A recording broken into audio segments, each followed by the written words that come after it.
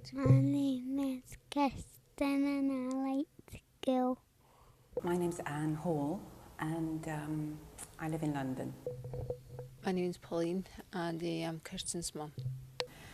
I have one child. He's a son. He's 31 now, Daniel, and he has Friedreich's ataxia. Kirstin's got cerebellar ataxia. He was diagnosed when he was 15, but he had problems from being possibly about 3 or 4 years old, but which were misdiagnosed.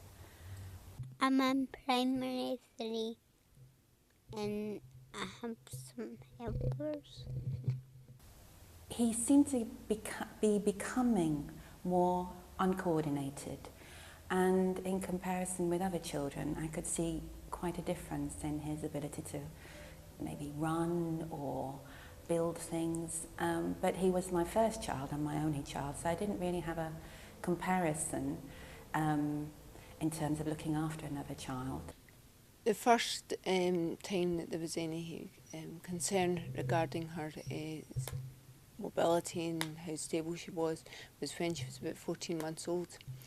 And she's been investigated then by a neurologist, and she continued to be, so that was cerebellar ataxia was mentioned on and off quite a few times since then.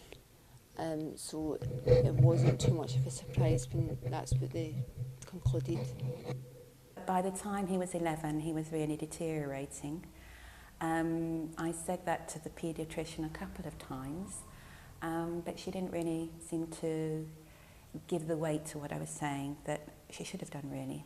I went to see her once without Daniel, because it's very difficult to talk about your child's deterioration in front of your child.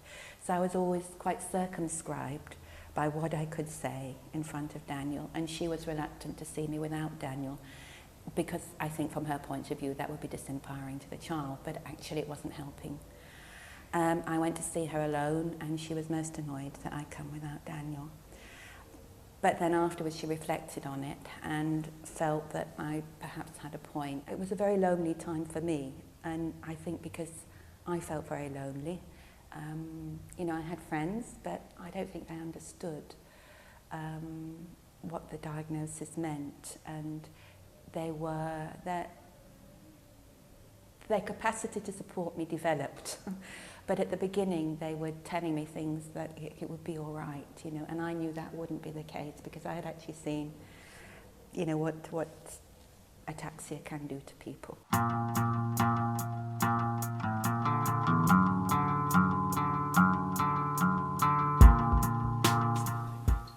The teaching staff are excellent at the school that Kirstin's at,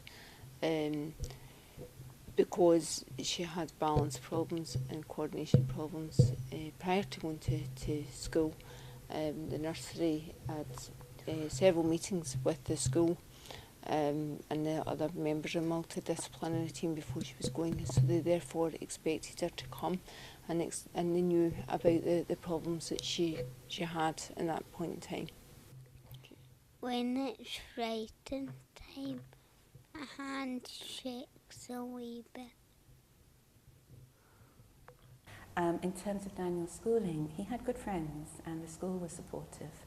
And he'd had a teaching assistant before because he'd had handwriting problems and coordination problems and so on. That had to be increased. And actually educationally, he was in a mainstream school, and educationally he got a lot of support once we had the diagnosis. I think having a diagnosis unlocks doors, really, in a way.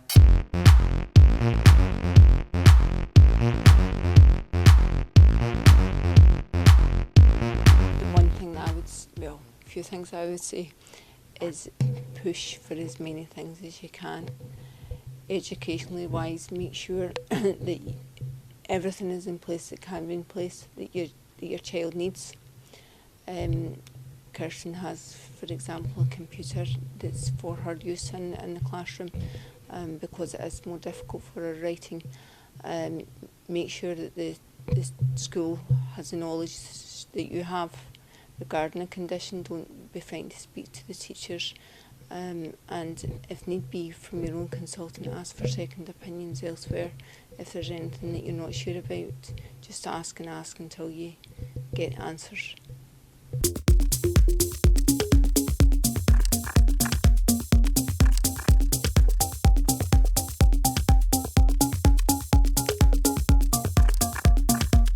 At the beginning, I think I was quite inside myself, quite probably quite depressed, although I was working and apparently doing everything.